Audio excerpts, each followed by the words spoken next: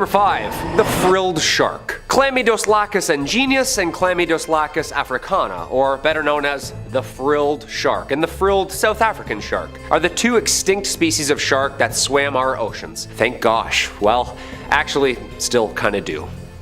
The frilled shark is considered a living fossil, not just its age and time spent surfing the coast, due to its primitive eel-like physical trait, the brown color, the jaws, 8-foot body, and the way its fins, spine, and head move under the water are common in ancient serpents and water creatures. So this thing is like an eel-serpent-shark hybrid. Yeah.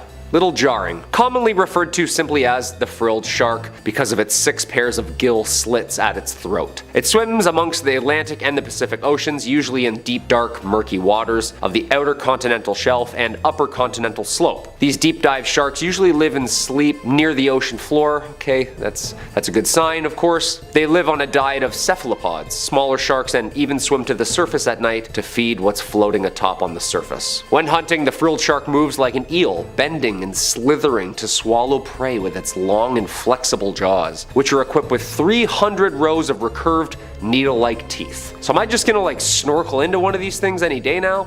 Well, good thing is they're really hard to find.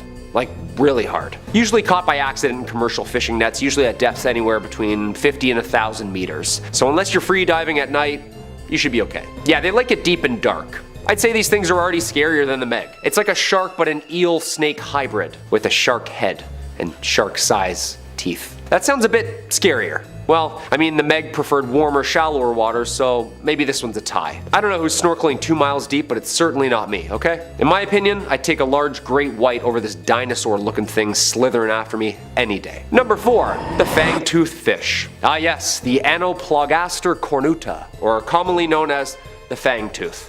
I wonder why. Though they spend most of their time in the deep, common fangtooths are known to migrate towards the surface at night. Sorry, the fangtooths are known to migrate towards the surface at night. That is the scariest sentence I've ever said. Dude, these are way scarier than this giant ancient shark. Like, all the scariest things come out at night, you notice that? And root canals, but they're usually done during the day. The word Megalodon is Greek words meaning giant tooth. I'd take big teeth over this thing chasing me around any day. Thankfully though, this guy is only about 1 foot in length. Okay, that's not so bad. The fish has a mouth that are full of long snake teeth, perfect for hanging onto its prey as they shake. The lockable jaws ensure that, although thrashing may occur, the fangtooth's teeth are locked clamps that effortlessly swim with dinner in its mouth, just getting dragged deeper and deeper down, wiggling and can't move, trying to run for their lives. Well, swim for their lives. And fish of any size.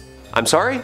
Yep. Any size. Common fangtooths have been recorded at depths of about 5,000 meters, so whatever lives down there, it's game on. Look at this thing. I was scared of sunfish and seaweed brushing up against my legs. This thing swimming by me, this thing? It looks like a night terror in itself, stalking their preferred prey of crustaceans and, of course, other fishes the same size. Common fangtooths are more active than many other deep-sea fish and seek out food for meal and sport rather than being purely ambush predators eating when they're hungry. That's terrifying. Packing up for the long winter, huh? Their huge mouth and very long teeth ensure that they are able to attack prey and actually hold on while they relocate them to a deeper, darker spot where they can kind of take their time on the meal. I've swam with sharks. In my opinion, this thing's way scarier. Like, eating small critters running around the ocean floor, sure, but also imagine eating something the same size of itself with teeth? No problem? Slowly devouring it, bite by bite? Yeah, that's way scarier. Come on. Just reattaching itself every bite?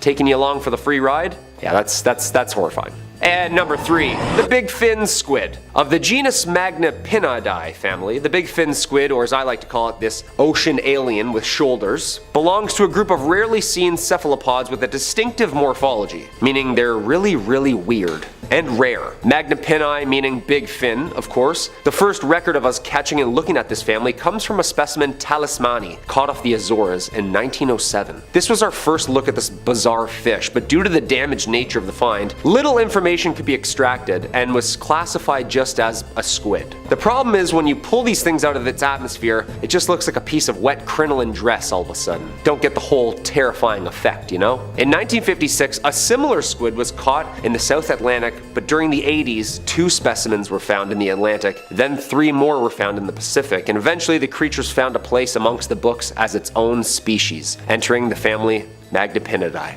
Squids. Okay, so it's not actually a squid, but loosely related. Like a third cousin of maybe alien origin. This thing looks like it crashed here on an asteroid, I'm just gonna say it, doesn't it? Like there's only 12 of these, not many. The arms and tentacles are the same length. The appendages are also huge and held perpendicular to the body, creating the appearance of a illusion of arms and elbows, giving its trademark alien figure. Most remarkable is the length of the elastic tentacles, which has been estimated around 20 to 30 times its mass and length. Deep sea video evidence puts the total length of the largest specimens at 10 meters long. Yeah, that's 2 trucks. Close-ups of the body and head show us that the fins are extremely large, being proportionately nearly as big as those of a big fin squid. Hence, the comparison. While they do appear similar, no specimens or samples of the adults have been taken out of the water yet, leaving their exact identity, bodily functions, and internal organs a mystery. Awesome. Yes, more mysteries under the water. Alright, I only had really bad night terrors already. Let's just add this in there. Yeah, I'd take a shark swimming with a brain at me rather than this alien thing swimming up to me and just staring at me, trying to understand me for about an hour.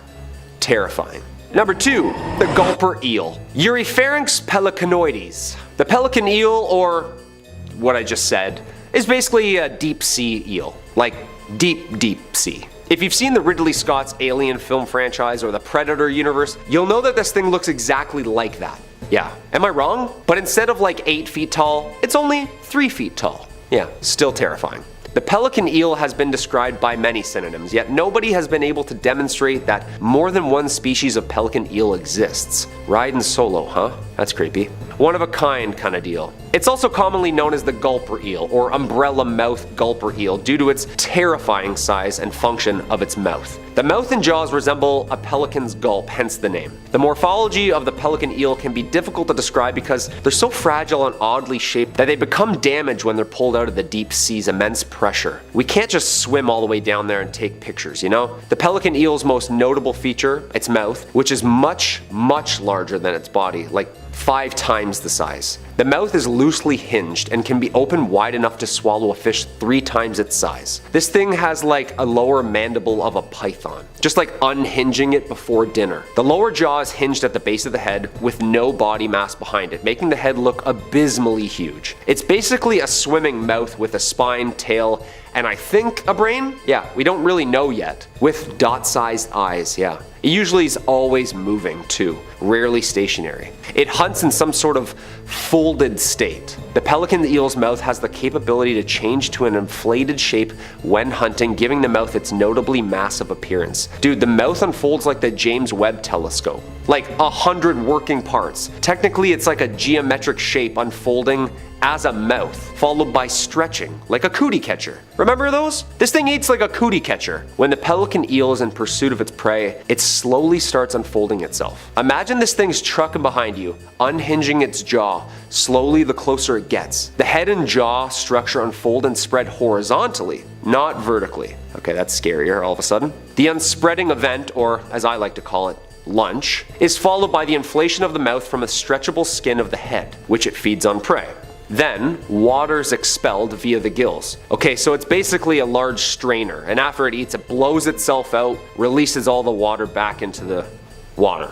Just wrings itself out. Come on, this thing is horrifying. Thank gosh it only eats crustaceans and creepy little crawlies on the bottom seafloor. And number 1, the phantom jellyfish. Stygiomedusa gigantea. I love that word. Commonly known as the giant phantom jellyfish, is a part of the monotypic genus of deep sea jellyfish. Stygiomedusa. With only around 110 sightings in 110 years, it's a jellyfish that is rarely seen. Well, I guess like once a year. I don't know, I'm not really good at math. Believed to be widespread throughout the world, it thrives in all oceans and seas, with the exception of the Arctic Ocean. Yeah, little too cold for it. The Monterey Bay Aquarium remotely operated underwater vehicles have only sighted the beast 27 times in 27 years. Dude, what's with all the matching numbers? Is this CIA run? A study conducted by the Journal of the Marine Biological Association of the UK revealed info regarding the species and had this to say. The Gigantea is thought to be one of the largest invertebrate predators on this planet.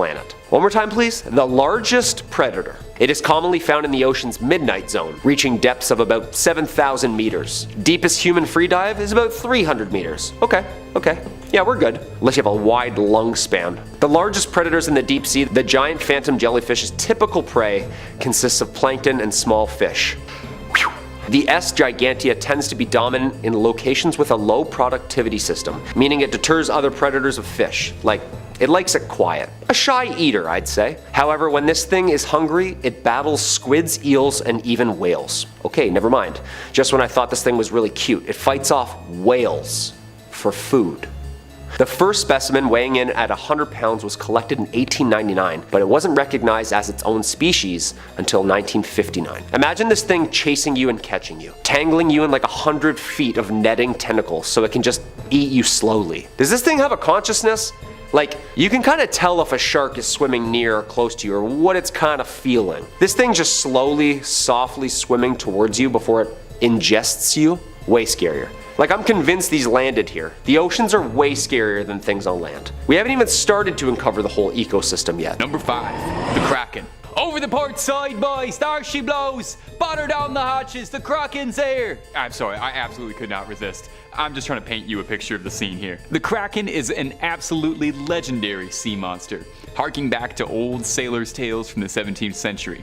It started as an old Nordic legend and was said to haunt the waters from Norway through Iceland. But as its legend grew, stories of the Kraken would be passed throughout the world, carrying on from sea to shining sea. It's widely theorized that the legend of the Kraken began with sightings of the colossal squid, a creature almost as mythical as the Kraken itself. An old fisherman's tale, it's depicted as a colossal cephalopod, capable of crushing a fully stacked galleon with its tentacles and bringing it down to the ocean floor. If the tentacles and its heaving beak aren't enough, it also creates whirlpools around it, as it drags your doomed ship down with it all the way down to Davy Jones's locker. The Kraken probably has one of the best PR agents in the sea monster community, being the subject of stories, songs for centuries, finding its way into numerous movies, a career-making role in Clash of the Titans, a very strong supporting role in the Pirates of the Caribbean franchise really helped elevate it to stardom, even finding its way into a bunch of video games over the years, serving as a boss for players in God of War, Sea of Thieves, and for the real OGs out there, RuneScape as well. When it comes down to who could defeat who, it's not even a question. The Megalodon wouldn't get so much as 30 seconds with the Kraken. The Kraken of lore was crushing ships in seconds. You think it's even gonna notice crushing a shark? Number 4, the Loch Ness Monster. Now, the Loch Ness Monster is probably the most famous sea creature of all time, and probably one of the most famous Scottish things of all time, alongside William Wallace, kilts, and haggis. It's also one of the world's oldest recurring cryptid stories, with the first reports of Nessie going all the way back to the year 565. And since then, Nessie has delighted cryptozoologists the world over, becoming a cultural icon for Scotland and the Loch Ness as a whole. There's been several concentrated efforts to really find the Loch Ness Monster over the years, and while nothing has ever officially shown up on a sonar or radar, that has never stopped the stream of sightings and photos of the Loch's gentle giant. Nessie seems pretty benevolent. There's never been a story or an allegation of the Loch Ness Monster eating or hurting anyone, usually just sticking its cute little head out of the water for a quick little blurry candid to be discussed and analyzed for years. Let's talk serious for a second here. In the ring, squaring up in a 1v1, I've absolutely got Nessie over the Megalodon, easy. That long neck is gonna wrap around the Meg, get that thing lassoed. You know, the Meg is big, sure. But the Loch Ness Monster clearly has some stealth capabilities. I mean, it's been eluding capture for the better part of 1,500 years, so I've got to imagine that Nessie's got to know some pretty good tricks for hiding. But more so than anything, Nessie's got the people of Scotland riding for them. You're not just messing with a sea creature, Megalodon, you're messing with a beloved cultural icon. It would be like going to war against raccoons in Toronto. The people just won't stand for it. Number 3, Umibozu, translating to sea priest, is a yokai appearing in Japanese folklore. It's depicted as a large, shadowy figure looming out of the water, appearing to sailors, breaking the ship as it rises, and demanding a bucket from whatever unlucky sailor happens to cross its path. Maybe it's got a leak in the roof. There's some differing opinions onto what the origin of the Umibozu is, as there's no specific origin to its legacy or one tale we can point towards.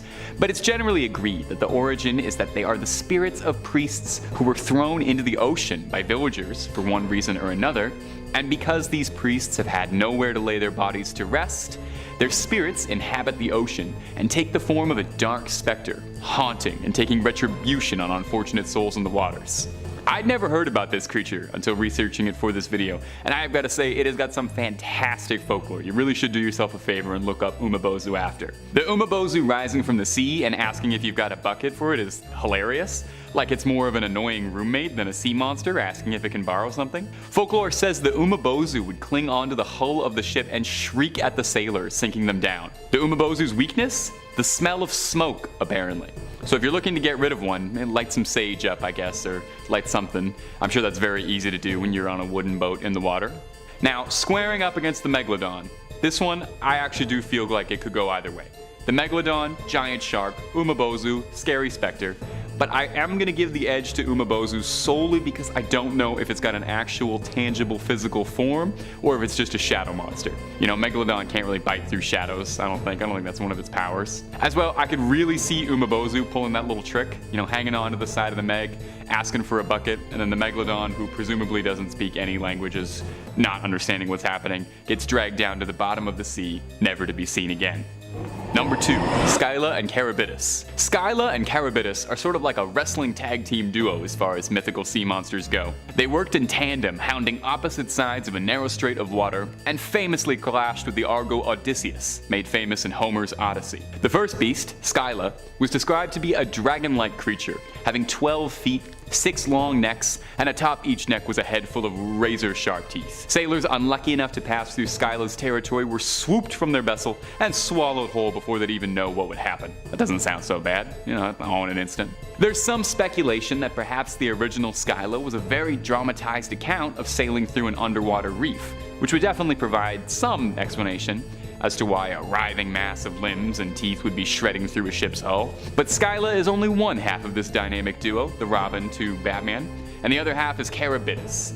Charybdis is a little harder to describe, as it has no agreed appearance. In the original myth, the Odyssey, Charybdis presents itself as a whirlpool, savagely swirling around, creating the tides and pulling passing ships into their doom. Maybe it's just a little camera shy, and it lets its more handsome sibling take a lot of the front-facing business. However, of the two, it could be argued that Charybdis was the more dangerous of the two, as during the Odyssey, Odysseus chose to sail his ship closer to Scylla than Charybdis, figuring that it was wiser to lose 6 men to lose the entire ship. Very wise guy. Now, the Megalodon. Drop out of this one before you even try. A one-on-one is one thing, but a duo battle against a whirlpool and a 6-headed dragon? Save yourself the embarrassment and just clock out and go home. Number 1. Jormungandr. Jormungandr is another old Nordic sea legend, also known as the Midgard serpent or the world serpent, and is a serpent so large that its tail would surround the circumference of the earth and all its oceans and loop back around onto itself inside its mouth, creating an Ouroboros. This impressive girth is where the creature gets its name, World Serpent. Jormungandr's also had a bit of a star-studded run in pop culture, appearing in Marvel Comics and most recently the new God of War, based around Nordic legends. Jormungandr is fairly central to Nordic mythology, as it was said that when the creature would stop biting its own tail and release it from its jaws, it would be one of the signs of Ragnarok, and the creature would thrash its tail and the seas would rise up and flood Midgard, the Nordic term for their realm. There are several notable myths detailing Thor's many encounters with Jormungandr, and his various attempts to overpower the beast and to slay the mighty serpent, although as the myths go, he was never quite successful. Good for me, because I actually don't think I would do too great in Ragnarok. I'm really not much of a fighter, and I don't think I would do well wrestling any Vikings. It's said that when Ragnarok occurs, Thor will slay the mighty serpent, only to find himself defeated by poison from the creature himself. All of this to say is that as far as sea monsters go, there could not possibly be anyone more powerful in lore than Jormungandr.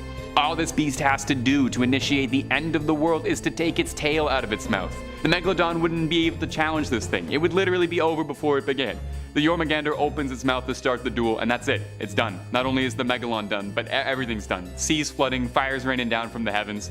How could there possibly be a more powerful sea monster than this? Unless they update the Nordic myths at all, I doubt anything will ever top the legend of the Jormungandr. Coming in at number 5, we have the striped surgeon fish. This fish is beautiful to look at, but beware to never cross paths with this creature. This species reaches about 38 centimeters in length and weighs only a little over a pound. Much of the body has black edged blue and yellow stripes, and the top of its head is striped with yellow. These fish have sharp forward pointing spikes on its spine and are extremely poisonous and are often referred to as as knives. Along with the scary nicknames this creature has, it actually gets its name surgeon because of its sharp, angular, scalpel-like tail, and is sharp enough to easily cut you. These fish are very territorial, with a large male defending a feeding territory and a harem of females. The adults may also school, and they gather during spawning. The fish eats mostly crustaceans and algae. It's so aggressive that it might try and corner or bully members of its own species to get the best resources. Not only are they aggressive with their own species, but they display the same behavior to fish outside of their species. The surgeon fish is a fast swimmer that can swim up to 25 miles per hour and can live up to a whopping 20 years. These scary creatures dwell in the shallow parts of the ocean where the reef crests are located and often found in tropical oceans like the Indo-Pacific Ocean and Northern Great Barrier Reef. So if you're going to be swimming in the tropical oceans on vacation, be very careful of this creature. Don't be fooled by its beauty and stay far away, because it will defend itself and its spawn at all costs and can infect you with its venom. Scientists believe that the world's seas hold around 1,200 of these different venomous fish species, and that they injure an estimated 50,000 people per year, so beware and stay away from the striped surgeon fish. In at number 4 we have sea slugs. These are again a beautiful creature to look at, but you will need to stay far away from them. Sea slugs have an enormous variation in body shape, color, and size. Most of them tend to be partially translucent, and their often bright colors imply that these animals are under constant threat of predators. But the color can serve as a warning to other animals of the sea slug's toxic stinging cells or offensive taste. Some sea slugs eat prey that contains poison or venom, and instead of killing the prey, these slugs store the poison and release at predators for its own protection. Another disturbing fact about the sea slug is that they are cannibals. They are known to eat each other. They may eat a dead sea slug or attack a live one to eat it. Not only do they feed off their own, these creatures also eat plankton, algae, and jellyfish. These animals also have both male and female sex organs, and they can lay mass amounts of eggs, sometimes up to 1 million eggs, and these deadly creatures can live up to 4 years. Sea hares, which is a common name for a large group of herbivores, sea slugs, and the largest of the sea hares is the California black sea hare, which are naturally toxic, and they can eject a foul ink or secrete a vicious slime to deter predators. One type of sea slug in particular, the grey-side gilled sea slug, has been linked to canine deaths, and beachgoers are warned to keep their children and pets close by to avoid accidental ingestion or contact. There are so many types of sea slugs, and most of them are extremely dangerous, so if you see a pretty looking glob near the shore or while swimming, avoid it at all costs. In at number 3 we have the pufferfish. There are more than 120 different species of pufferfish worldwide, and are mostly found in tropical and subtropical ocean waters. They can range in size from 1-inch long dwarf puffer to the freshwater giant puffer, which can grow to more than 2 feet in length. These creatures are scaleless fish and usually have rough to spiky skin. All have 4 teeth that are fused together in a beak-like form. Pufferfish tend to mostly feed on invertebrates and algae, while larger puffers will even crack open and eat clams, mussels, and shellfish with their hard beaks. Poisonous puffers are believed to synthesize their deadly toxin from the bacteria in the animals they eat. Due to their slow and clumsy swimming style makes puffers very vulnerable to predators. When they feel threatened or notice a predator, they will use their highly elastic stomachs and the ability to quickly ingest huge amounts of water to turn themselves into a virtually inedible ball several times their normal size. Almost all pufferfish contain tetrodotoxin, a substance that makes them foul tasting and often lethal to fish. To humans, these creatures are extremely toxic and deadly. They are up to 1,200 times more poisonous than cyanide. There is enough toxin in one pufferfish to kill 20 adult humans, and there is no known antidote. This toxin is secreted across their body, making puffers dangerous to touch and even more dangerous to consume. Surprisingly, the meat of some pufferfish is considered a delicacy called fuju in Japan. It is extremely expensive and can only be prepared by trained licensed chefs who know how to prepare it properly, because one bad cut means almost certain death for a customer. Many such deaths occur annually because of poor preparation. In at number 2 we have kangaroo. This fish is something out of a nightmare. This creature has many scary nicknames such as the toothpick fish or vampire fish. These fish tend to be small, only growing to about 7 inches, but others can grow larger, around 16 inches. Their heads are small with short sensory barbels around it, backward pointing spines on the gill covers, and their bodies are translucent and make it difficult to spot these creatures. They tend to reside in the Amazon, so if you're planning a trip, beware beware of these creepy creatures if you're going for a quick dip. Not many humans have been attacked, which is good, but those that have, it's been deadly. This scary creature feeds on blood and has been found feeding on the urethras of swimmers. Once it penetrates its victims, it can cause inflammation, hemorrhaging, and even death. The earliest report of the candiru attacking a human was in 1829, then again in 1855, and local Araguay fishermen stated that it is dangerous to urinate in the water as the fish springs out of the water and penetrates into the urethra by ascending the length of the liquid column. The most recent attack of a candiru to a human was in 1997 in Brazil. 23-year-old man was urinating while thigh deep in the water when he claimed the creature jumped from the water into his urethra. The victim underwent a 2-hour surgery to remove the fish from its body. Many speculate that these fish are attracted by the odor of the urine in the water, and that's what makes them attack, but others think these creatures hunt by sight and have no attraction to the urine at all. I think this creature might be the most terrifying of all sea creatures because instead of just stinging or biting you, this creature actually inserts himself inside the human body and wreaks havoc. And finally in at number 1 we have Du Bois sea snake / beaked sea snake. There are more than 50 species of sea snakes, but the deadliest are the Du Bois sea snake and the beaked sea snake. These venomous snakes reside in many regions of Australia, Papua New Guinea, New Caledonia, and are common throughout the Indo-Pacific. They live in coral reef flats, sandy and silty sediments which contain seaweed, invertebrates, and coral or sponges that can serve as shelter to them. These snakes feed on moray eels and various fish that live on the seafloor, up to 3.5 feet in size. Their venom affects its prey's ability to contract the muscles and makes the prey flaccid to make it easier for the snakes to eat. The Du Bois sea snake is the most venomous sea snakes and one of the top 3 in the world. These snakes use their fangs to bite and release their venom to immobilize their prey for their own protection. The toxins in these snakes' venom affects the nervous system and it causes paralyzation of the body's muscles, then causes death due to respiratory failure.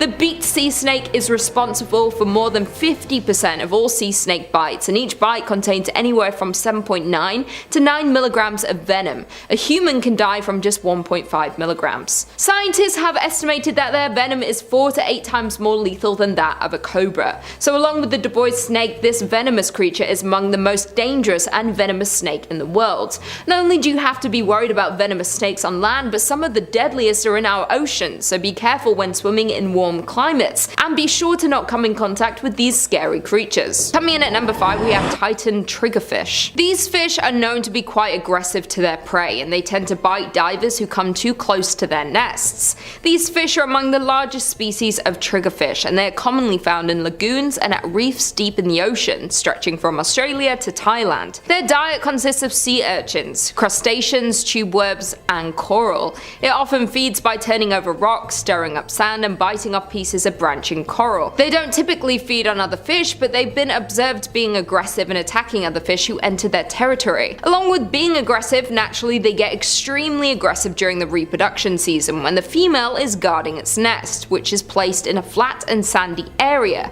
and looks roughly cone-shaped. If you dive down and come in contact with the female fish near her nest, it will defend its eggs at all costs, often exposing its erect dorsal spine and swimming rapidly towards you to attack. It is suggested to swim horizontally away from the danger zone rather than going up to the surface right away. Triggerfish can grow up to 30 inches and their size and oval shape make them very recognizable, along with their threatening looking teeth, and have evolved as an apex predator within their natural habitat. If you're on vacation and are planning to go scuba diving or snorkeling, be careful not to swim near coral reefs because they tend to swim around there, and if you get too close they will attack and bite you. The Titan triggerfish bites are not venomous, they are extremely painful and can cause serious injury. Coming in at number 4 we have flower urchin. Yes, it has a nice name, but it is anything but that. It is considered to be the most dangerous urchin in the world. This urchin has flower-like patterning and are usually a pinkish white to yellowish white colouring with a central purple dot, and that's how it got its beautiful name. They tend to live in coral reefs, seagrass, and sandy environments lower down towards the ocean floor, and it feeds on algae, bryozoans, and organic detritus, and can grow to a maximum diameter of 15 to 20 centimeters. They reside from Japan all the way to Australia and in the Red Sea to the East African coast. Flower urchins are among the numerous species of sea urchins known as collector urchins, and they often cover their upper body with debris from their surroundings to camouflage from others. They're usually covered in objects like dead coral fragments, shells, seaweeds, and rocks. If you just simply touch this creature, it can deliver excruciatingly painful stings that can result in hospitalization. It can cause paralysis of the tongue, lips, eyes, and muscles, faintness, difficulty breathing, and the inability to speak. A scientist named Tsutomu Fujiwara, who was once stung by the flower urchin, described feeling like he was going to die. So when in the ocean, beware of your surroundings and make sure not to touch this urchin. Another account of someone being stung by these dangerous creatures was the drowning of a pearl diver after being rendered unconscious from accidental contact with a flower urchin. Again, if you're going to be swimming, snorkeling, or deep sea diving in the ocean, be very careful you don't come into contact with these beautiful yet dangerous creatures. Coming in at number 3, we have the blue ringed octopus. This creature is beautiful looking and easily recognizable due to their yellow skin and blue and black rings, but it's one of the deadliest species of small octopus in the ocean, and scientists have even classified them as one of the world's most dangerous animals. To the eye, this creature is beautiful, but their blue and black rings around their bodies change dramatically when they become threatened. Despite only being 5 to 8 inches in size, their venom is extremely powerful and can be very dangerous to humans if they're provoked. If stung, it can result in a number of things such as nausea, respiratory arrest, heart failure, blindness, total body paralysis, and can lead to death within a few minutes if not treated, or could cause drowning due to the results of the venom, and the inability to swim to the surface. In order to come in contact with the creature's venom, you would have to come into direct contact with the octopus. When faced with danger, the octopus's first instinct is to flee, but if the threat persists, they will then go into a defensive stance and display its blue rings. If the octopus is cornered or touched, the person would be in danger of being bitten and stung by its deadly venom. They are named one of the deadliest sea creatures for a reason, because despite them being such a small animal, they carry enough venom in their bodies to kill up to 26 humans within just a few minutes. These terrifying sea creatures feed crabs, shrimp, and other small animals. They reside in tide pools and coral reefs in the Pacific and Indian Oceans, from Japan to Australia, and their species tend to only live around 2 to 3 years, but this may vary based on their nutrition, temperature, and intensity of light. Be extremely careful when in the ocean. Be sure to watch out for these terrifying creatures. They would be easy to see due to their bright colours, but if spotted, swim away fast before you get attacked. Coming in at number 2, the box jellyfish. This is a species of jellyfish that usually tops the list of the most dangerous sea creatures in the world, and the world's most venomous creature. At first look, its appearance isn't too threatening, but if stung, it is life-threatening. The sting can result in death in less than 5 minutes. The most recent death from a box jellyfish sting was in February 2021 to a man who passed away 10 days after being stung while swimming at Cape York Beach in Australia. Before that, the last known fatality was in 2007, and total of 79 deaths since the first report in 1883, and that's just in Australia alone. In the Philippines, there are far more fatalities, with up to 40 deaths annually. In Thailand, after a man died in 2014 from a box jellyfish sting, they enhanced their first aid stations on beaches, but yet the next year 2 more fatalities occurred due to this deadly sea creature. Unlike some jellyfish, the box jellyfish can swim, which means they're capable of hunting for prey and can move through the ocean at a very fast pace of up to 8 miles per hour. They actively hunt their prey, which tend to be smaller fish and invertebrates including prawns and bait fish. Unfortunately, the box jellyfish has many enemies like crabs, different species of turtles, rabbitfish, batfish, and butterfish, but their swift swimming and venomous stings help themselves stay alive. An interesting fact about box jellyfish is that in Hawaii, the number of box jellyfish peak after a full moon, which is apparently when they come near the shore to spawn. So if you're thinking of going for a swim in the ocean during a beautiful full moon, I'd advise to just wait until the next day, because you don't want to ruin a nice vacation with a fatal box jellyfish sting. No one wants to ruin a vacation by dying. That would suck. And finally, in at number 1, we have cone snail. Just by looking at this little snail sitting in its shell, you wouldn't think it would be dangerous or harmful at all. Their shells are beautiful looking, with colourful and complex patterns on its shell, but don't be fooled, you should never handle this snail. It is one of the most venomous sea snails in the ocean. There are over 600 species of these cone snails all around the world, and they are extremely toxic. The most dangerous species to humans are the slightly larger ones, but pretty much all cone snails are capable of stinging if handled or stepped on and can be very fatal to humans. Cone snails use a hypodermic needle-like modified radula tooth, and their toxic venom gland is used to attack and paralyze their prey instantly before eating them. The tooth is hollow and barbed and is attached to the tip of the radula inside the snail's throat.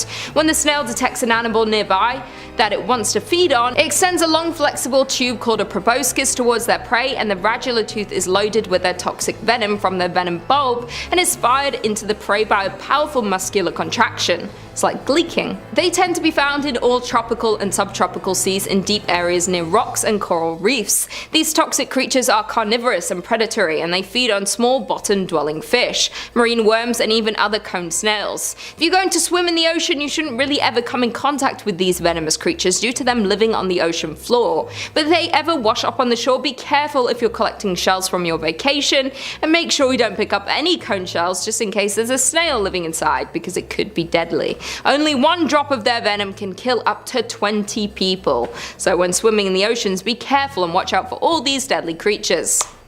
This is why I never go in the ocean. Everything wants to kill you. Number 5. The frilled shark. Chlamydoslacus ingenius and Chlamydoslacus africana, or better known as the frilled shark and the frilled South African shark, are the two extinct species of shark that swam our oceans. Thank gosh. Well, actually, still kinda do. The frilled shark is considered a living fossil, not just its age and time spent surfing the coast, due to its primitive eel-like physical trait, the brown color, the jaws, 8-foot body, and the way its fins, spine, and head move under the water are common in ancient serpents and water creatures. So this thing is like an eel-serpent-shark hybrid. Yeah. Little jarring. Commonly referred to simply as the frilled shark because of its 6 pairs of gill slits at its throat. It swims amongst the Atlantic and the Pacific Oceans, usually in deep, dark, murky waters of the outer continental shelf and upper continental slope. These deep dive sharks usually live and sleep near the ocean floor. Okay, that's a good sign, of course. They live on a diet of cephalopods, smaller sharks, and even swim to the surface at night to feed what's floating atop on the surface. When hunting, the frilled shark moves like an eel, bending and slithering to swallow prey with its long and flexible jaws, which are equipped with 300 rows of recurved, needle-like teeth. So am I just gonna like snorkel into one of these things any day now? Well, good thing is they're really hard to find. Like, really hard. Usually caught by accident in commercial fishing nets, usually at depths anywhere between 50 and 1,000 meters. So unless you're free diving at night, you should be okay. Yeah, they like it deep and dark. I'd say these things are already scarier than the Meg. It's like a shark but an eel-snake hybrid with a shark head and shark-size teeth. That sounds a bit scarier. Well, I mean, the Meg preferred warmer, shallower waters, so maybe this one's a tie. I don't know who's snorkeling 2 miles deep, but it's certainly not me, okay? In my opinion, I'd take a large great white over this dinosaur-looking thing slithering after me any day. Number 4. The Fangtooth Fish. Ah yes, the Anoplogaster cornuta, or commonly known as the fangtooth. I wonder why. Though they spend most of their time in the deep, common fangtooths are known to migrate towards the surface at night. Sorry, the fangtooths are known to migrate towards the surface at night. That is the scariest sentence I've ever said. Dude, these are way scarier than this giant ancient shark. Like, all the scariest things come out at night, you notice that? And root canals, but they're usually done during the day. The word Megalodon is Greek words meaning giant tooth. I'd take big teeth over this thing chasing me around any day. Thankfully though, this guy is only about 1 foot in length. Okay, that's not so bad. The fish has a mouth that are full of long snake teeth, perfect for hanging onto its prey as they shake. The lockable jaws ensure that, although thrashing may occur, the fangtooth's teeth are locked clamps that effortlessly swim with dinner in its mouth, just getting dragged deeper and deeper down, wiggling and can't move, trying to run for their lives. Well, swim for their lives. And fish of any size. I'm sorry? Yep. Any size. Common fangtooths have been recorded at depths of about 5,000 meters, so whatever lives down there, it's game on. Look at this thing. I was scared of sunfish and seaweed brushing up against my legs. This thing swimming by me, this thing? It looks like a night terror in itself, stalking their preferred prey of crustaceans and, of course, other fishes the same size. Common fangtooths are more active than many other deep-sea fish and seek out food for meal and sport rather than being purely ambush predators eating when they're hungry. That's terrifying. Packing up for the long winter, huh? Their huge mouth and very long teeth ensure that they are able to attack prey and actually hold on while they relocate them to a deeper, darker spot where they can kind of take their time on the meal. I've swam with sharks. In my opinion, this thing's way scarier. Like, Eating small critters running around the ocean floor? Sure, but also imagine eating something the same size of itself with teeth? No problem? Slowly devouring it bite by bite? Yeah, that's way scarier. Come on. Just reattaching itself every bite? Taking you along for the free ride? Yeah, that's horrifying. And number 3, the big fin squid. Of the genus Magnapinidae family, the big fin squid, or as I like to call it, this ocean alien with shoulders, belongs to a group of rarely seen cephalopods with a distinctive morphology, meaning they're really weird and rare. Magnapini meaning big fin, of course. The first record of us catching and looking at this family comes from a specimen talismani caught off the Azores in 1907. This was our first look at this bizarre fish, but due to the damaged nature of the find, little information could be extracted and was classified just as a squid. The problem is when you pull these things out of its atmosphere, it just looks like a piece of wet crinoline dress all of a sudden. Don't get the whole terrifying effect, you know? In 1956, a similar squid was caught in the South Atlantic, but during the 80s, 2 specimens were found in the Atlantic, then 3 more were found in the Pacific, and eventually the creatures found a place amongst the books as its own species, entering the family Magnapinidae. Squids. Okay, so it's not actually a squid, but loosely related. Like a third cousin of maybe alien origin. This thing looks like it crashed here on an asteroid, I'm just gonna say it, doesn't it? Like there's only 12 of these, not many. The arms and tentacles are the same length. The appendages are also huge and held perpendicular to the body, creating the appearance of a illusion of arms and elbows, giving its trademark alien figure. Most remarkable is the length of the elastic tentacles, which has been estimated around 20 to 30 times its mass and length. Deep sea video evidence puts the total length of the largest specimens at 10 meters long. Yeah, that's 2 trucks. Close-ups of the body and head show us that the fins are extremely large, being proportionately nearly as big as those of a big fin squid. Hence, the comparison. While they do appear similar, no specimens or samples of the adults have been taken out of the water yet, leaving their exact identity, bodily functions, and internal organs a mystery. Awesome. Yes, more mysteries under the water. Alright, I only had really bad night terrors already. Let's just add this in there. Yeah, I'd take a shark swimming with a brain at me rather than this alien thing swimming up to me and just staring at me, trying to understand me for about an hour. Terrifying.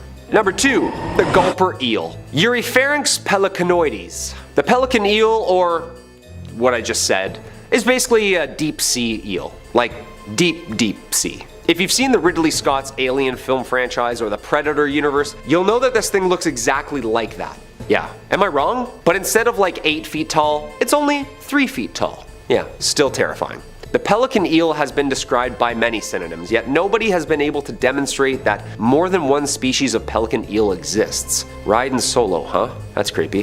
One of a kind kinda deal. It's also commonly known as the gulper eel, or umbrella mouth gulper eel, due to its terrifying size and function of its mouth. The mouth and jaws resemble a pelican's gulp, hence the name. The morphology of the pelican eel can be difficult to describe because they're so fragile and oddly shaped that they become damaged when they're pulled out of the deep sea's immense pressure. We can't just swim all the way down there and take pictures, you know? The pelican eel's most notable feature, its mouth, which is much larger than its body, like 5 times the size. The mouth is loosely hinged and can be opened wide enough to swallow a fish 3 times its size. This thing has like a lower mandible of a python, just like unhinging it before dinner. The lower jaw is hinged at the base of the head with no body mass behind it, making the head look abysmally huge. It's basically a swimming mouth with a spine, tail, and I think a brain? Yeah, we don't really know yet. With dot-sized eyes, yeah. It usually is always moving too, rarely stationary. It hunts in some sort of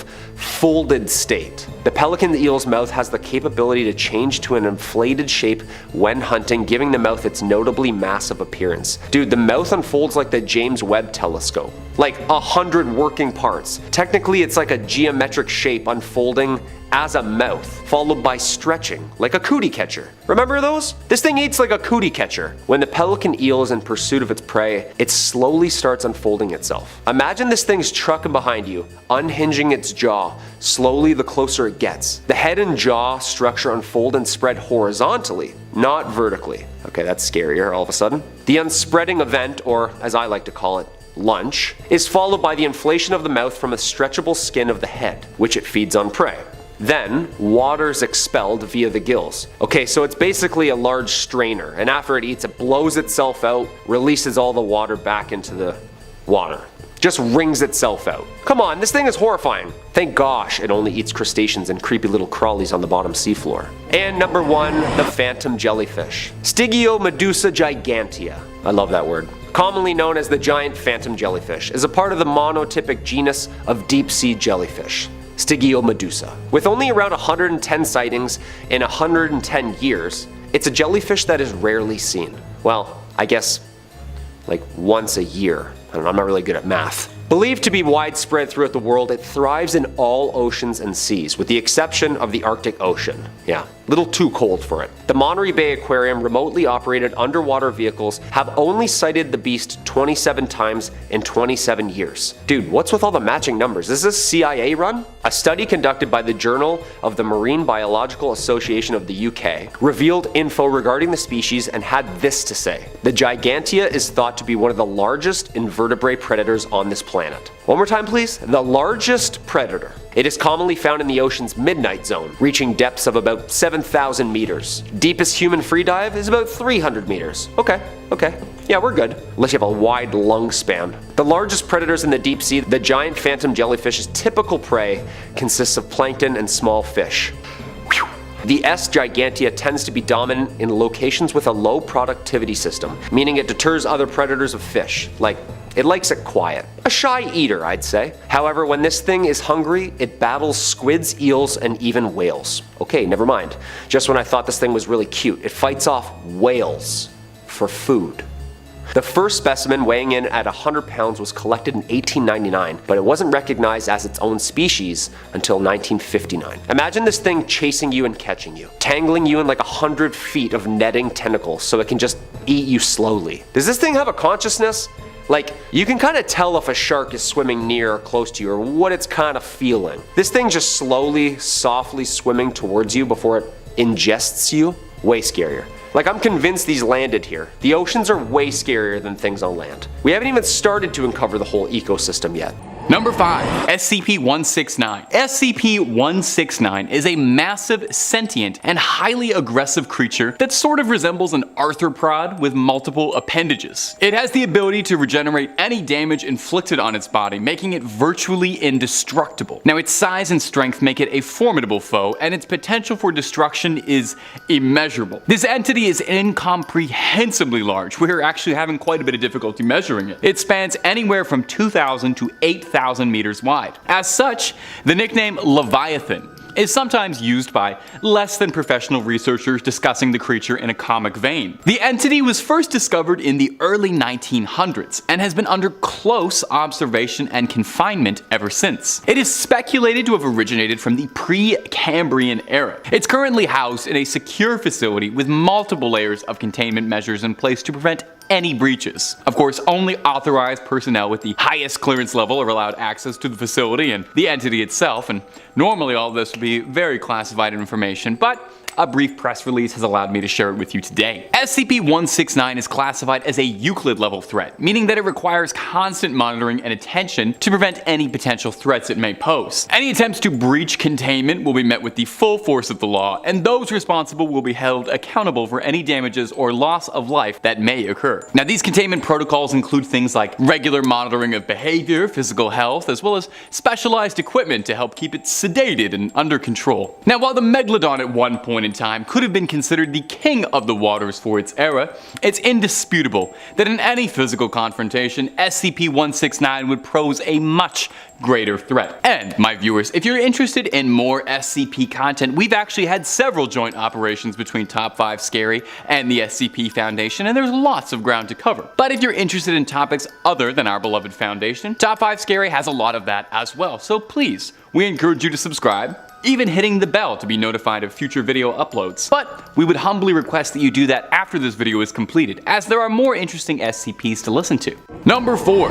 SCP-682. This might very well be one of the most renowned items in storage in the Foundation. It's very well known. It's a Euclid class object manifesting as a massive reptilian creature, measuring approximately 18 meters in length and standing approximately 6 meters tall at the shoulder. Now, SCP has a very tough, scaly hide that at time of writing appears to be impervious to almost all forms of physical damage. As such, the containment unit that we store SCP-682 in is perpetually filled with hydrochloric acid in an attempt to slow the entity's regenerative abilities. SCP-682 has shown to be hostile to an unparalleled degree, displaying what we refer to as a profound hatred for all biological life. It's extremely aggressive and displays advanced intelligence, with its intelligence believed to be comparable to a well-educated human, if not greater, and has shown incredible ability to adapt to new situations. It's capable of adjusting its body mass to serve its needs as it consumes and sheds matter. Its regenerative abilities are shown to shrug off and sustain injuries that would otherwise flatline most forms of biological life, making containment rather difficult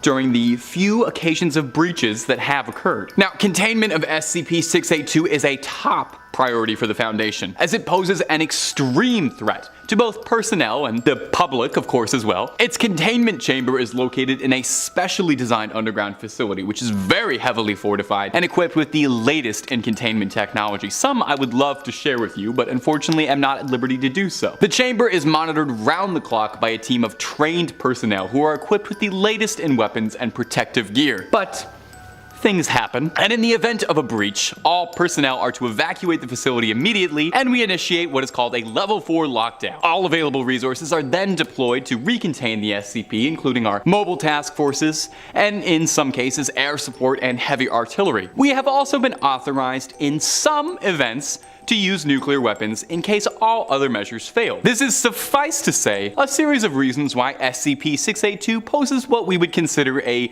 grand threat to a creature like the Megalodon, which it would probably consider insignificant. Number 3. SCP-3000. SCP-3000 is one of the more infamous entities being kept in the Foundation. It's a Keter-class object and represents a dangerous and enigmatic entity threatening the safety of the world at large. This creature manifests as a behemoth-sized sea serpent-like creature that resides in the depths of the Pacific Ocean. Its immense size, strength, and its unknown potential for cataclysmic damage and destruction make it a chief cause of concern for the Foundation, and thusly its containment is one of the utmost important to Foundation members. Now, this entity's exact origin and purpose do remain unknown at time of writing, but current speculation is that this creature is possibly millions of years old and possesses an intelligence far greater in scope than initially observed, vastly surpassing average human intelligences. Now, because of the nature of SCP-3000, containment protocols for this creature do prove to be a bit of a challenge, requiring perpetual monitoring and undivided attention. The area surrounding SCP-3000, currently a region of the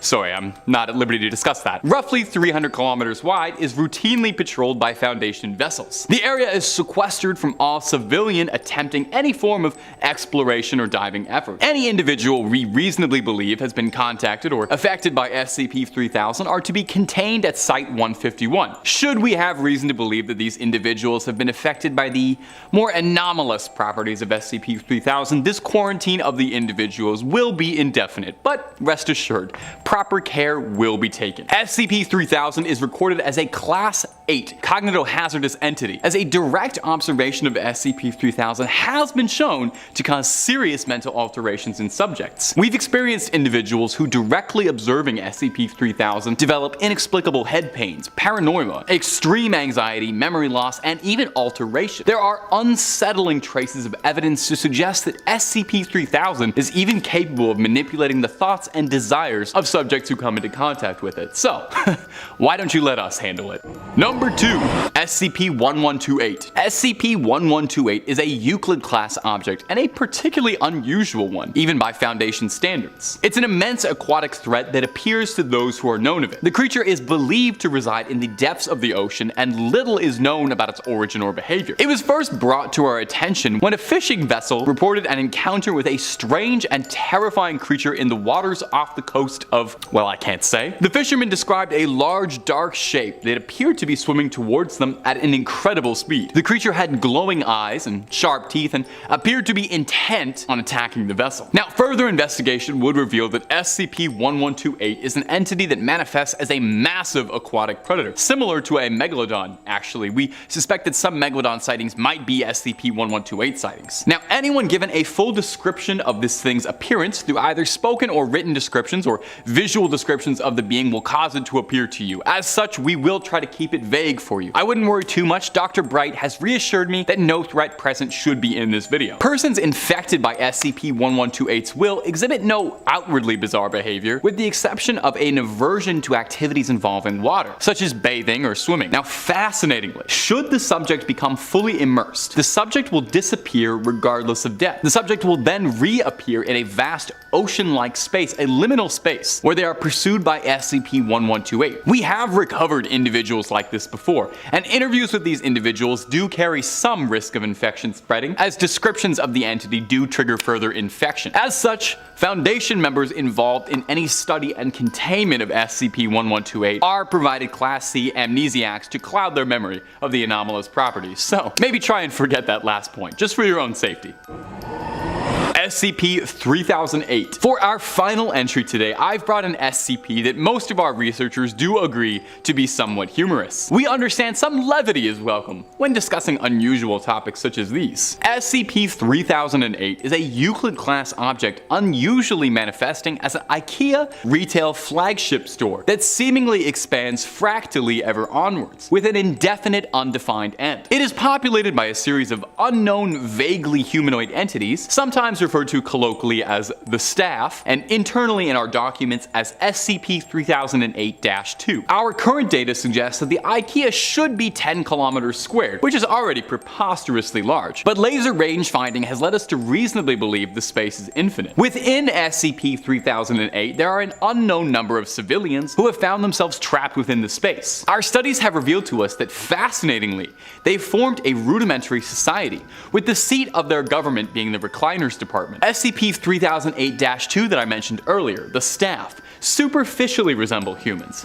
but with exaggerated or incorrect body proportions. They possess no discernible facial features, but are observed they are wearing a yellow shirt and blue trousers consistent with IKEA uniforms. Interestingly, the IKEA store, SCP-3008, appears to have its own independent day and night cycle. During the day, the store exists fairly normally like an IKEA you might visit, but during the night, the humanoids of SCP-3008-2 will become increasingly violent to the human survivors. Now, we have observed more than one exit of the place, meaning containment within is not permanent. However, trouble for us, these exits seem to fluctuate, making escape treacherously random. Since our studies began, 14 individuals have managed to leave, and a few of them have even managed to recuperate and rejoin society, with middling effects. We believe that would the Megalodon be transported to SCP-3008, it would find itself rather overwhelmed with the lack of water, and therefore would not possess a significant threat. Number 5. Dagon and the Deep Ones. Coming up first on our list is a multifaceted entry with Dagon and the Deep Ones who worship him. They kinda go together. What is a Deep One? It's not a sea monster that went to first year philosophy and is always trying to wax poetic, but rather a Deep One refers to a race of amphibious, humanoid-like-ish sea creatures closely resembling creatures like frogs or axolotls. If you've ever seen Hellboy's Abe Sapien or the monster from Shape of Water, those monsters are actually a pretty good representation for what a Deep One should look like. Deep Ones get their name from their homes, deep beneath the sea, obviously, where they live out their cold, often miserable lives. When Deep Ones do venture to the surface, they do so to sweep humans under their influence, promising them riches in exchange for worship, sometimes even mating with them, creating disgusting hybrid Deep Ones. And first and foremost, to ingratiate them into the cult of Dagon, worshipping their master, Dagon, a massive Deep One of fantastic power. Dagon appears in the short story appropriately named Dagon, which is also a great jumping on point if you've ever been curious about reading H.P. Lovecraft and you didn't know where to start. It's one of the first appearances of any of the Lovecraft monsters at all. Dagon is worshipped by humans and Deep Ones in equal measure, no doubt thanks to his influence. Dagon is immortal, massive, and commands a lot of respect. It's unknown what the full extent of Dagon's power is, but given that he's an immortal sea monster with dominion over a race of pelagic nightmares that do his every bidding, let's assume that if he really wanted to stir up trouble, it would not be that difficult for him. Just ask the town of Innsmouth how they feel about their master. They've got nothing but positive things to say, I'm sure. And hey, while I got you here, if you're liking what we do, we'd always appreciate a subscribe our way, and you'll catch the best horror videos in your inbox every single day. Number 4, the Shoggoths. A Shoggoth or a Shoggoth, I'm really not sure, which does sound a bit like something a 1920s chimney sweep might yell at you to get off. Hey, Shoggoth is a disgusting, writhing mess of iridescent black slime and a sea of eyeballs engineered by the Elder Things to function as a race of tools for their will, as they're mostly used for undersea construction. They're amorphous, shape-shifting monstrosities, able to mock and reflect all matter of organ and life. A Shoggoth is capable of molding itself however it needs to see fit to accomplish its dark dealings, which make them the perfect tools for the Elder Things. Now, the first generation of Shoggoths were brainless husks, solely driven to appease their masters. But over the eons of their existence, the Shoggoths began to mutate and develop a low form of consciousness, eventually rising up and overthrowing the Elder Things altogether and working for themselves to build their own cities, where they now reside in their city in Antarctica, poorly imitating their old masters, shrieking "Tikali, Tikali" over and over, an old rallying cry the Elder Things would shout at the Shoggoths to get them to work. Poor little amorphous shape-shifting monstrosities. Now, although a Shoggoth was intended to serve mostly as a being for construction, they're not without their abilities. A Shoggoth is hulkingly strong, capable of crushing a human in seconds, and they're known for using their brute strength to solve problems in their way. For example, the Shoggoth that makes an appearance in the Mountains of Madness crushes an entire rookery of penguins that was in its way beneath its mighty weight. While the Shoggoths don't seem to have any higher goals or aspirations, they've shown themselves to be threatening enough that if crossed, you'll regret ever dismissing them as nothing more than tools. Number 3. Yuganollak. Yuganollak is colloquially known as the Defiler and is more properly known as the god of depravity and perversion, which is just about the worst way you can introduce yourself on a first date. Yuganollak isn't just into human perversions. Oh no. This wretched great one has its sights set on something much bigger than anything our little human brains could conjure up. Yuganollak is after depravity on an incomprehensible scale. That's a word that gets thrown around a lot in the Lovecraft mythos, incomprehensible. Yuganollak's true form is unknown, as it seems to exist in a state outside of a physical body. But when it's looking to pursue some of its disgusting pleasures, it always acquires a human host. And when it takes a human host, it warps its body into a wretched, grotesquely obese form, lacking a head or a neck, and featuring a mouth in the palm of both hands. And I cannot imagine that it is getting up to anything good with those palms. Yuganollak is unlike most other great ones in that it's capable of directly speaking to humans in plain old English instead of indecipherable guttural noises. Its ability to speak English and communicate is what helps it to pursue its dark goals, as it seeks out humans who read perverse and forbidden literature, and it doesn't just hunt 50 Shades of Grey fans. It plants seeds of interest in human minds to research and eventually manipulating curious enough humans to read from the Revelation of Glocki, a cursed book containing Yuganollak's name. When read, it will be summoned. When Yuganollak is summoned, it makes its guests an offer, offering to make the summoner into a priest of Yuganollak, welcoming them into its service. It's best to accept this gracious offer, as a rejection will offend Yuganollak deeply, leading to the summoner to become its next meal. Unfortunate for you, but either way, Yuganollak is very pleased with the outcome. Either it gets a new servant for its life, or it gets a nice little midday snack. Number 2. Nyarlathotep.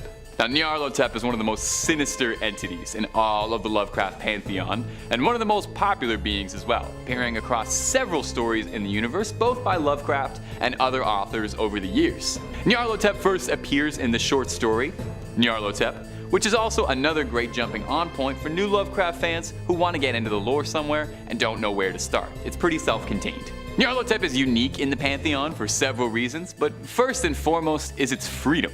Nyarlathotep isn't trapped under the sea or in the stars like Cthulhu or Azathoth, but rather enjoys the freedom of the earth as it wanders. It usually likes taking the form of a man, wandering as a tall, joyous, friendly man, all the better for it to influence people with. It's said that Nyarlathotep has thousands upon thousands of forms and manifestations, and we can probably safely assume that most of them are horrifying and sanity-destroying. Nyarlathotep could actually be described as the most human-like of any of the Elder Gods, which makes it all the more threatening. It's able to sway humans easily, gathering cults of personality around it. The original short story in which it appears, Nyarlathotep is gaining influence over the populations by wandering the world, performing incredible miracles, claiming to have lived for 27 centuries, winning over the hearts and minds of legions of followers willing to devote themselves completely for Nyarlathotep's will. Now, Nyarlathotep seems to take a sickening pleasure in driving humans to madness. For Nyarlathotep, death isn't the end game, but manipulating and twisting humans, driving them to insanity, that's the thrill. I guess it gets pretty boring being an unending, unstoppable power beyond the stars. You gotta find something to keep the day exciting, right? Merely being around Nyarlathotep is enough to make a man sick. Nyarlathotep isn't the absolute most powerful entity in the mythos, but it is definitely one of the most nefarious and threatening. Number 1, Yog-Sothoth. Oh, it doesn't even feel good saying that coming out of the throat. I shouldn't be talking about stuff like this. This is above my pay grade. Yog-Sothoth is a horrifying, unfathomably powerful god, and one of the most powerful gods in the whole mythos. If there's one big takeaway from H.P. Lovecraft's mythos, it's that there's always bigger fish up the food chain. We are so insignificant compared to everything else in the cosmos, but we think ourselves so important. We, the beastly fools of mankind, are dwarfed by the radiant greatness of Cthulhu, but Cthulhu himself is dwarfed by creatures like Yog-Sothoth. Yog-Sothoth, or Yagi as his close friends like to call him, is the embodiment of all time and space across the multiverse. Yog-Sothoth, like most gods in the Lovecraft pantheon, is an indescribable horror beyond human comprehension, and like Nyarlathotep, is known to be able to manifest and take several avatars to better serve its needs. But its most common form is described as that of being a massive, fractally glowing green orbs that continuously merge, separate, and regrow in an unending, spiraling sea of tentacles, tendrils, and eyes. Yog-Sothoth sees all. As the manifestation of time and space across the multiverse, there is nothing that can escape its gaze. It's wise to the entirety of all knowledge. It tempts humans by offering to impart that knowledge to those foolish enough to try and take advantage of that offer, who'll then have their lives utterly destroyed by madness after seeking its favor. The mere sight of Yog-Sothoth in its natural form is enough to destroy the human brain irreparably. Now, Yog-Sothoth's goals are just utterly beyond our understanding.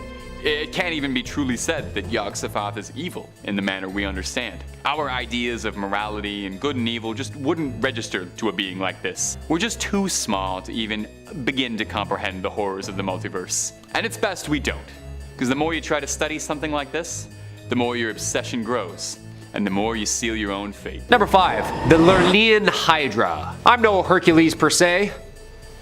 Yeah, nothing. But thankfully, actually, because those are pretty big shoes to fill. Because that dude had to be brave beyond just like deep breaths and good pep talks. Guy had to literally fight like a 10-story condo building. How does one dude equipped with a club and a sword kill a 10-story building with teeth and 3 heads? Well, 5 heads. Well, 10 heads. Depending on how many you cut off, I guess. I guess that's why his name will be remembered and mine will be lost at sea. I guess he was a demigod, half powerful, half regular, a little unfair. By the way, which Hercules did you grow up on? I grew up on the Disney version, and Kevin Sorbo. Ugh, what a hunk. But there's been a lot, including the ancient real guy. She's known as simply the Hydra. As a serpentine water monster in Greek and Roman mythology, it's terrifying. Its lair was at the Lake of Lerna, also known to be the entrance of the underworld. Yikes. In the myth, the monster is killed by Hercules, as the second of his 12 labors. Okay, so this guy did it and then went on to go and do like 10 more. 10-0. Like, how hard can it be, right?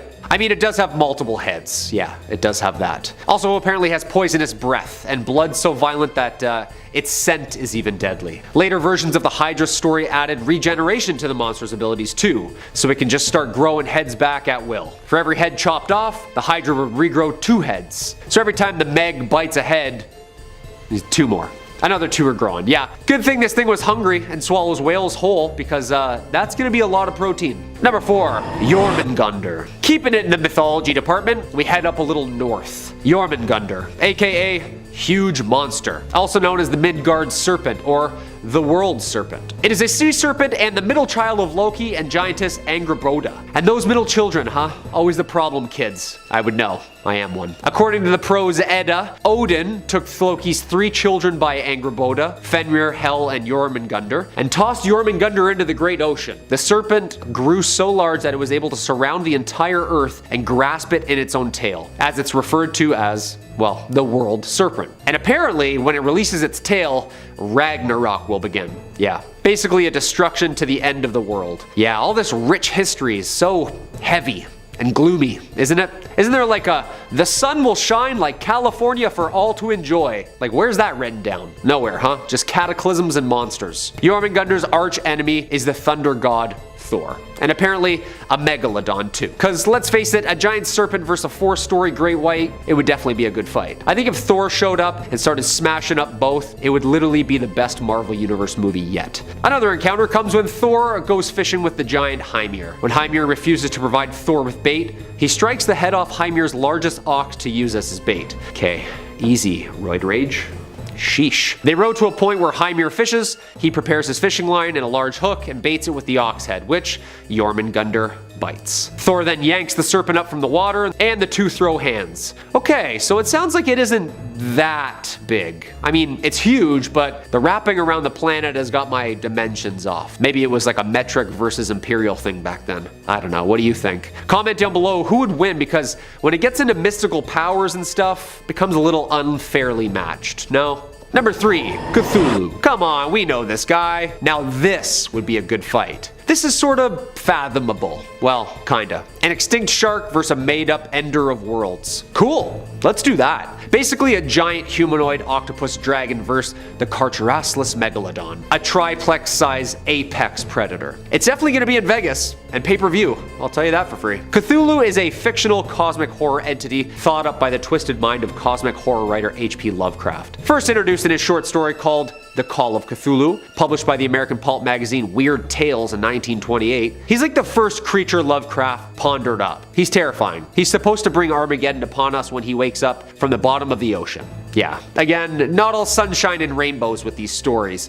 Actually, like, ever with these stories. Cthulhu is a great old one, almost the god of all gods in these stories. All these characters intertwine, and apparently he's our last call. Lovecraft depicts it as a gigantic entity worshipped by cultists in the shape of a green octopus dragon humanoid bipedal creature. And it's like 10 stories high. Yeah, like massive. Like us looking at toy army men. The Lovecraft universe, aka the Cthulhu mythos, its appearance alone is enough to haunt your dreams. Lovecraft describes this guy as a face full of octopus-like feelers, a scaly, rubbery-looking body, sharp claws on its hands and feet, and of course, dragon's wings. So it can fly and swim. In other words, the worst thing you can imagine.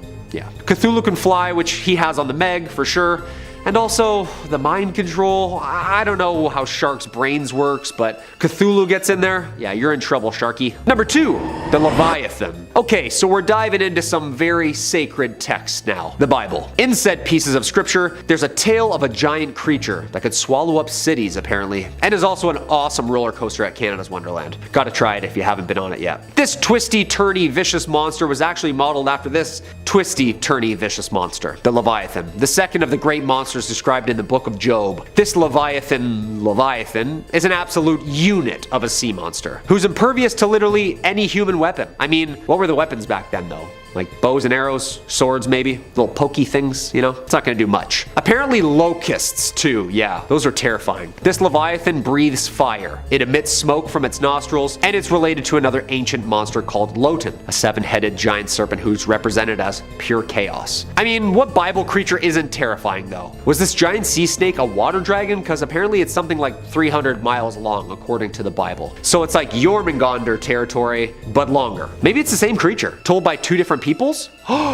Mind blown. Again, the Megalodon I think would just chomp this thing and dive deep down to the Twilight Zone and it's lights out. We've seen Jaws, right? Yeah, picture that but like 40 times the size. Yeah, we're gonna need a bigger boat. Number 1, Godzilla. I had to, obviously, we're having fun here today. Godzilla, yes, of course, the king of kings, aka Kaiju, originates from a series of Japanese films. The character first appeared in the 1954 film Godzilla and became a worldwide pop culture icon ever since. Appearing in a ton of different media, 32 films, 4 American films, video games, novels, comic books, TV shows, you name it. Godzilla has been, like I said, the king of all monsters. Of course, a phrase first used in Godzilla, King of Monsters. Godzilla's enormous. It's destructive. It's a prehistoric sea monster awakened and empowered by nuclear radiation. With the nuclear incidents of Hiroshima and Nagasaki and the Lucky Dragon 5 incident, Godzilla doesn't really like nukes. Yeah. The amphibious reptilian monster is basically based around a concept of a dinosaur, erect, standing up, very tall.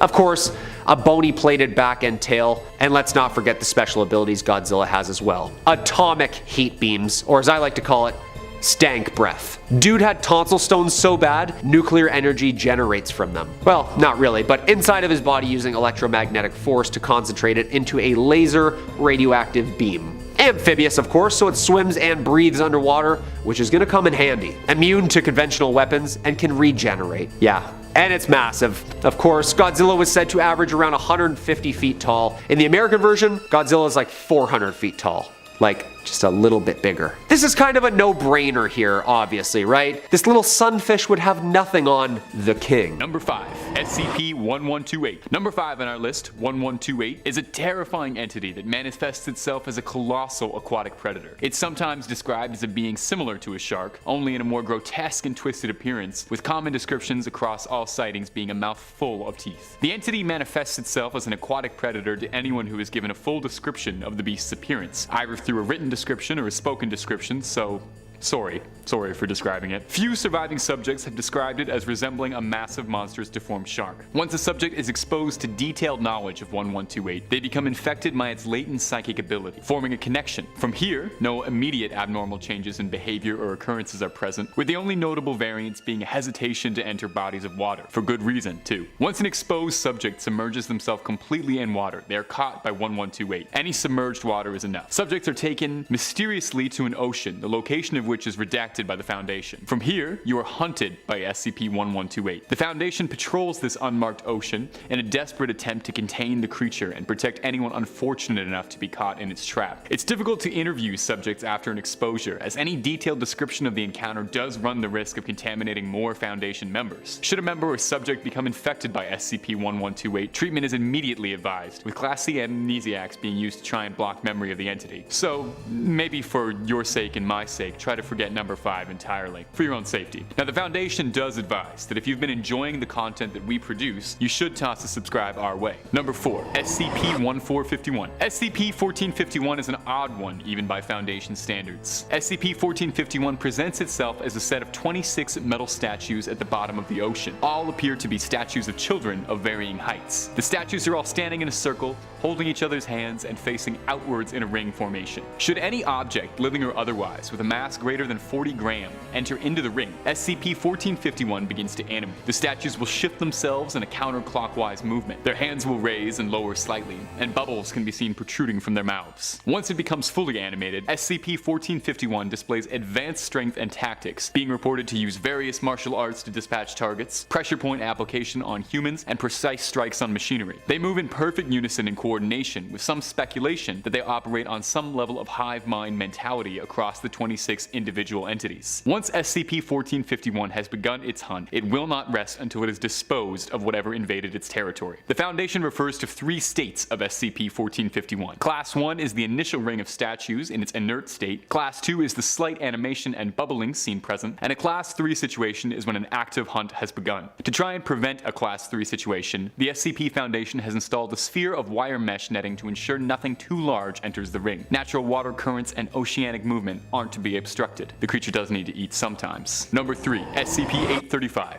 SCP-835 manifests itself as a large cluster of polyps resembling a species of coral, although it's significantly larger than any discovered species of coral. The center mass of the cluster is a very large oval with 3-meter-long polyps at each end. SCP-835 does not move, instead anchoring itself to the ocean floor using heaving tentacles that protrude from the polyps. The tentacles are coated in an adhesive substance and have been shown to be incredibly strong, capable of damaging bulkheads and steel. The coral base of SCP-835 is extremely durable and resistant to most attempts to collect any tissue samples, with the Foundation having to use high-powered diamond drill bits to collect even small samples of DNA. SCP-835 emits a large mass of semi-liquid material several times a day from each polyp. The toxic substance appears to be a mixture of digested solids, fecal matters, several bacteria, viruses, and parasites, with many sequences having originated only from 835. So what exactly makes SCP-835 so threatening? Well, sample reports from SCP-835 have shown that it's comprised almost exclusively of human DNA. Its hard shell seems to be recycled tooth enamel, its tentacles matching human flesh. A Level 4 clearance declassified document from the Foundation detailed an encounter with an underwater isolation team, in which 2 members of the isolation team were swallowed by SCP-835, pulled in by its tentacles deep underneath what they had initially thought to be a cave, but realized was the contents of SCP-835's stomach. The crew members reported reported descending deeper and deeper, spending up to 72 hours inside the creature's digestive tract. The insides of its intestines lined with remnants of unfortunate victims, claiming that they had been morphed into flesh, and there was a wall of faces crying for release. Eventually, one of the crew members was released, though after significant breaches to its suit, unfortunately, he had to be let go from the Foundation. We thank him for his service. Number 2. SCP-1092. SCP-1092 presents itself as a class of Asteichthyes fish, and when the creature is matured, it resembles any number of other ocean-dwelling fish, with the only notable variance being its increased aggressive behavior, attacking prey. It's difficult for the Foundation to study, as only adult specimens can be studied, as in its juvenile phase, SCP-1092 are parasites birthed from a living host. Once SCP-1092 infects the bloodstream of its host, absorbing nutrients directly from the host's blood. Once exposed, the parasites initially are but a few millimeters in most its size, but grow many times their size, with the largest extracted one on record being 2.1 centimeters. There is insufficient data on how SCP-1092 infects its hosts. The current research data theorizes that minuscule eggs makes its way into the body through small cuts and scrapes, which would explain the fish's violent tendencies. Those infected by SCP-1092 report fatigue, weight loss, and increased appetite, and in many cases report a feeling of something fluttering or squirming inside the body. However, this is not present in all cases, as there are reported case files of hosts not experiencing any visible symptoms whatsoever until the parasite has unfortunately matured to its adult aquatic stage. Once the parasites have matured, the now adolescent creature will try to forcibly remove themselves from the physical body of their host, using their sharp teeth to cut through blood vessels and skin. Subjects at this stage will sustain injuries, severe blood loss, and in some cases worse. Thankfully, the SCP Foundation has effectively secured SCP-1092, keeping it housed in a completely watertight cell, where it is given the occasional domestic pig to act as a host for its reproductive cycle. Poor little piggy. Thank you, piggy. Thank you, Foundation. Number 1. SCP-3000. SCP-3000 is one of the most powerful SCPs currently being monitored by the Foundation. SCP-3000 is a Class 8 cognitohazardous entity and is a Level 5 classified document. I really shouldn't even be talking to you about this, but it's good to get this information out there. It is a massive, massive aquatic sea serpent that closely resembles a moray eel, only gigantic. There's been significant difficulty in efforts in trying to document its true size, but it is estimated to be anywhere between 600 and 900 kilometers in length, with its head measuring roughly 2.5 meters wide and its body as large as 10 meters in diameter. SCP-3000, thankfully, is typically a sedentary creature, not moving much at all, usually only responding to feeding. The majority of its body rarely moves. SCP-3000 has been known to be carnivorous, and when it hunts, it has been known to move exceedingly quickly. Fascinatingly, despite its gargantuan size, SCP-3000 does not appear to need sustenance to maintain its body's function, and thus its digestive process is unknown. Although complicating matters slightly is a process wherein SCP-3000 disperses a thin layer of viscous dark gray sludge through its skin whilst it consumes its prey. It doesn't stop there though. SCP-3000 has been recognized to cause severe mental damage in those who research it. Direct observation and study has been proven to cause mental alteration in Foundation researchers, experiencing paranoia, fear, anxiety, memory loss, and most worryingly, inexplicable severe headaches. It's unknown how SCP-3000 causes this, but the theories are that it has a latent psychic ability. There are some who believe SCP-3000 could be an old god that has found its way into our world. The creature is too immense to be contained in any Foundation facility, instead being kept in a clandestine area of the Bay of Bengal, in an area barred from the public, routinely patrolled and surrounded by Foundation vessels. Be extremely thankful that the brave members of the Foundation are researching and containing this. Secure, contain, protect. Those are the goals of the Foundation.